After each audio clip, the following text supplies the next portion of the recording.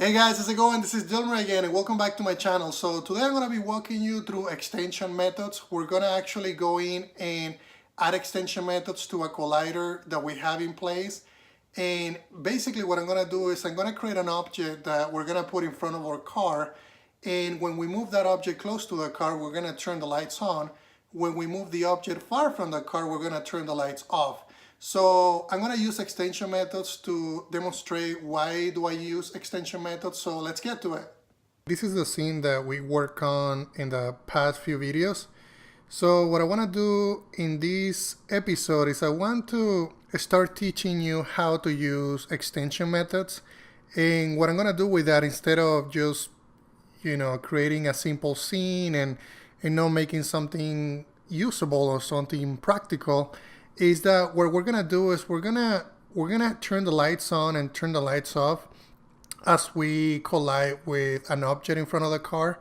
So what I want you to do is I want you to basically, I'm gonna expand the car and I'm gonna turn the lights off.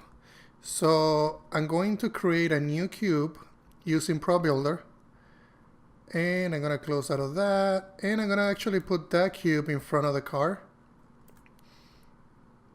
So right about there, I think that's fine. And the next thing that I want to do, I don't want to use mesh colliders for this exercise. I'm going to actually use box colliders in all of my examples. So create a box collider on the object that you want to collide with, and I'm going to call this car detector. And I'm actually going to create a new tag as well, and that tag is going to be called detector. And then we're going to go back to our car detector object, and I'm going to assign it that new tag. All right, so now in our car, we're going to do the same thing. We're going to remove the mesh collider, and I'm actually going to do a box collider. I'm going to change it to trigger. I'm going to create a new rigid body, and I'm going to set it to kinematic because I don't want the car to fall. And that's perfect there. And then the next thing that I'm going to do, I'm actually going to create a new scene for this exercise because I don't want to remove some of the objects that I'm going to be using, and I'll show you what I mean by that. So this one is going to be, I'm just going to call it extensions.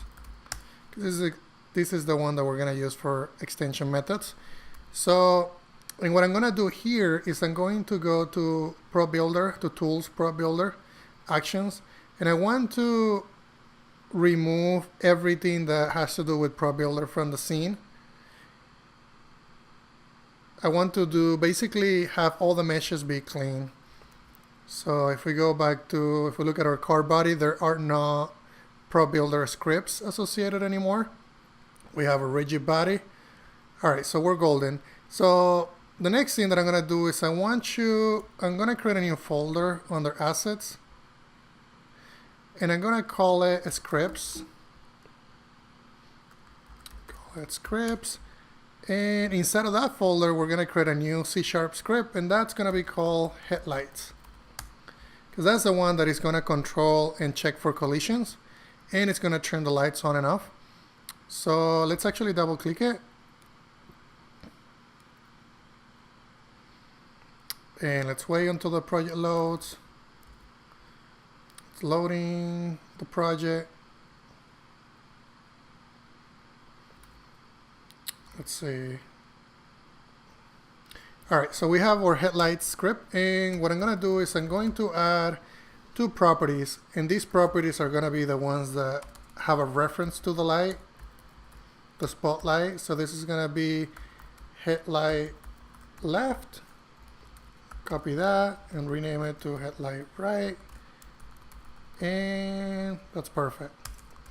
And then I'm going to use triggers to handle collisions. So we're going to actually on the trigger enter, we're going to turn the lights on, and on the trigger exit, we're going to turn them off. So I'm going to copy that method, and I'm going to just rename this to exit. And normally the code to do this will look like something like this. So we're going to check the other game object. we're gonna look at its tag, and then you wanna make sure that it matches, that it has the tag that we just created, which is called detector. And we're not gonna use these for the final piece. We're actually gonna create an extension method to handle this. But for the demonstration right now, that's what I'm gonna do, and then we'll create a new extension method. So, and then in here we're just gonna enable the lights when we collide with the cube, and then we're gonna also set them to off, and I want to do the same thing with the right light, and about there, and enable. And enable. You could put this in 2 lines. For simplicity right now, I'm putting everything into 1. So, alright, so we have that, and then the next thing that I gotta do, which I did not do, is I need to set, oh, I did do it. I was gonna say I didn't set it to trigger, but I did, and we need to assign our headlights to our script. So the right, assign it to the right, and the left one, let's assign it to the left one. So, and let me just check everything to make sure we have everything good. All right, and the lights should be off, and they're off. So if we go back to our scene, if I turn them on, I'm actually going to increase the intensity because I want this to be clear that it's basically turning the lights on and off. So let's do that, and I'm going to let's do this. So if we hit play, so you can see that the lights are currently on, and let's see why that is. Let's actually change the car detector property to be off, because that's what ProBuilder does by default. Any objects that are created has the static property set to on. Let's make sure that the body as well has it. And all right, actually, are they colliding? They're not colliding. All right, so let's move it a little bit forward. Okay, lights are on. Let's turn them off. And hit play. All right, so now if I get the cube close to the car, we're turning the lights on. So it looks like that's working.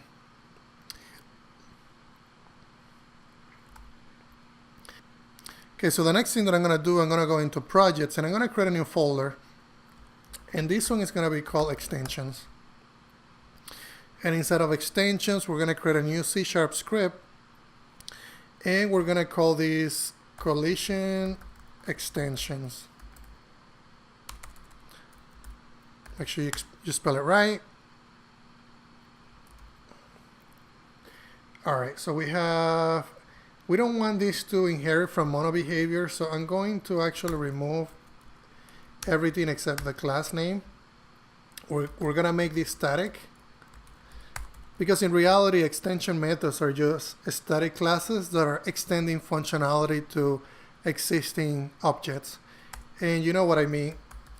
You'll see what I mean by that. So if you go, what we're gonna do is, I don't really like to have, say that I want to check a different collision, and maybe these changes to lowercase, but I have these checks. I'm checking for tags everywhere in my code, so it's really hard to manage. So if you change this to lowercase, all of a sudden now your code is breaking. So instead of handling collisions like this by checking for a tag and looking at a string literal, what we're gonna do is we need to extend the game object functionality. In fact, we can actually extend the collider functionality. And what we're gonna do with that, we're gonna make it a bool, and I'm gonna say is detector, meaning that I'm colliding with the detector. So I'm gonna extend the functionality of the collider, and we're gonna do this. So I'm gonna say return, and what I'm gonna return is I'm basically going to copy this code, because this is basically what we're gonna do. So So what I'm saying here is if the collider, if the collision game object that I collided with has a tag of detector, then I'm going to return true. Otherwise, I'll return false. So we could do this with multiple, multiple tags. Let's say that you're colliding with the building. You could say, okay, I'm colliding with the building here. And then I can say, okay, is this the building? And that's how easy that is. Then in your code, what we can do is, instead of doing this, we're going to say is detector. And the same thing with this one. Normally, like if it's one line method, make it one line. All right, and we don't need any of this. And looks like we're not using any of this. So that's our script for the headlights. So the way that it works is basically is detector is this extension. And because we haven't namespace anything, collision extensions is available throughout the entire project. So if you had namespaces in your project, you basically will have to import that namespace where that collision extension belongs to. So let's see if this works. So now if we go back to Unity and we hit play and we grab our cube, lights come on and off. Let's actually move this a little bit so you can see that it's working. So that's great. So that's pretty much all I wanted to show you for this exercise. So just to reiterate, we went through creating extension methods, and I show you the structure of creating a static class and extending the collider object. Hey guys, I hope that was helpful. I appreciated it. We had the extension methods working, we have them in place, and now you know why do I use extension methods. So thank you again, thank you very much, and don't forget to share, don't forget to subscribe, because that's what's going to allow me to create more videos like this, better videos like this. Thank you again, guys.